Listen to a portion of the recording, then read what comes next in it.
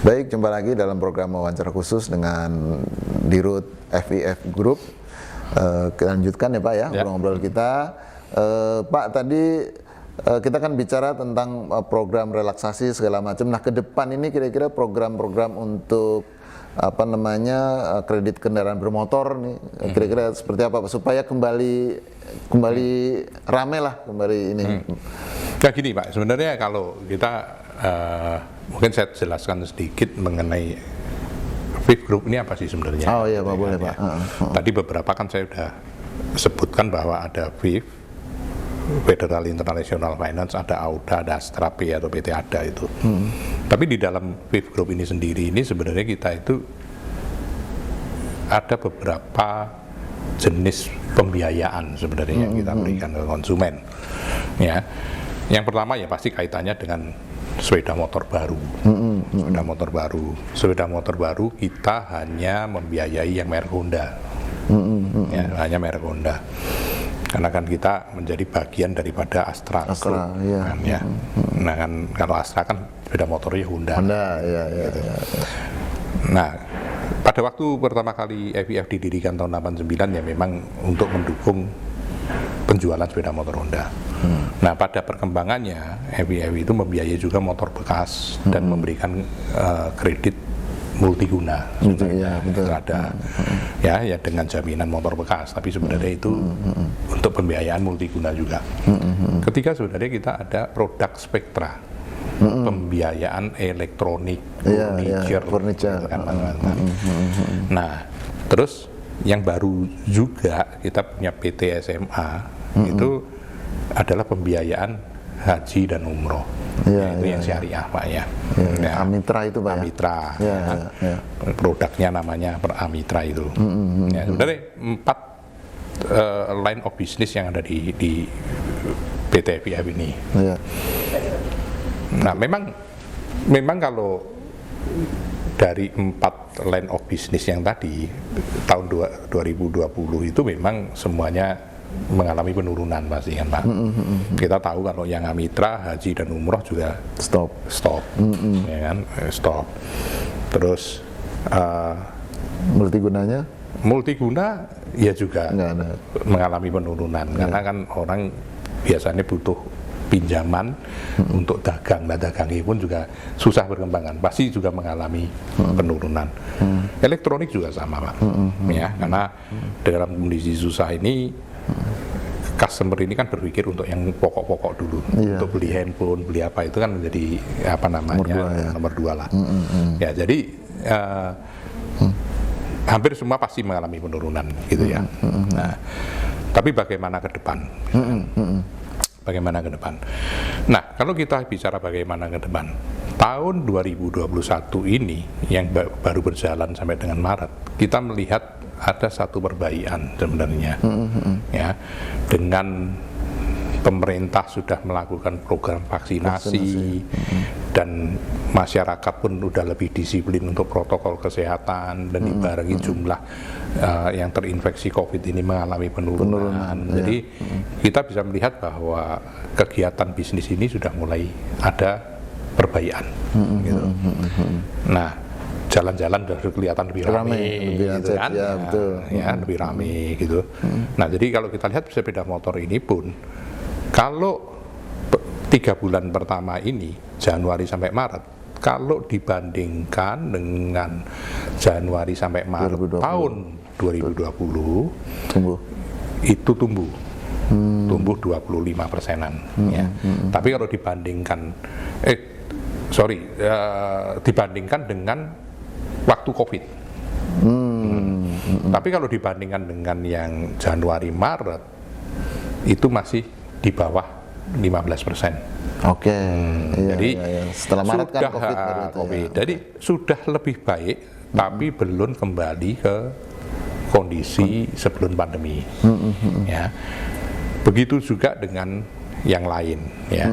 Nah, sedangkan memang kalau yang Amitra ini kan tetap menunggu perkembangan daripada perjalanannya tadi kan. Iya, betul. Meskipun di tim kita pun tidak berhenti berpikir apa sih kalau selama haji dan umroh ini belum bergerak gitu, apa sih yang bisa di apa produk lain yang bisa dibiayai, apakah waktu hari raya kurban itu kita memberikan pinjaman untuk akikah, untuk ini, itu juga dia selalu kita coba pikirkan. Jadi dulunya memang konsepnya cuma haji umroh, sekarang coba cari produk-produk yang lain gitu Pak. Nah, untuk menutupi penurunan daripada volume yang ada. Dan saya yakin bahwa begitu masalah pandemi ini selesai dan perjalanan haji dan umroh ini udah mulai dibuka, pasti akan meledak Pak. Betul. Pasti akan meledak karena kebutuhan itu tidak akan hilang. Betul. Orang kan tertunda Pak sebenarnya, kan itu di situ. Ya. Jadi saya punya keyakinan bahwa tahun 2021 ini akan lebih baik daripada 2020. Meskipun belum seperti tahun 2019. Tapi tahun 2022 kalau semua ini berjalan lancar, mestinya udah kembali Pak. 2022 udah kembali ke normal kira-kira Pak. Udah normal. Pak, kalau tahun lalu itu kira-kira turun katakanlah 30-30%, kalau tahun 2020 kira-kira bisa kalau bisa naik lagi sampai berapa persen itu Pak? Kalau di kita kan kemarin market share udah tinggi kan Pak. Mungkin kita dibandingin tahun 2020 bisa naik 10%-an lah.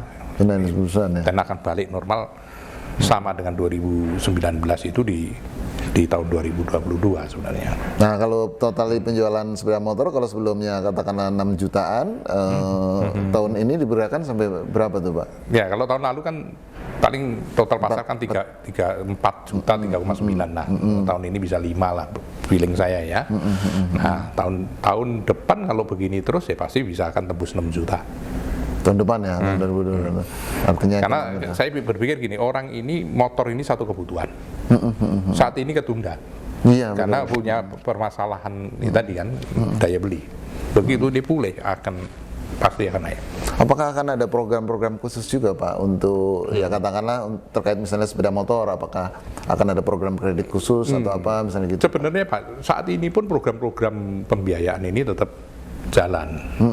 Bahwa kita ini ada program dengan diskon angsuran apa itu selalu rutin kita jalankan.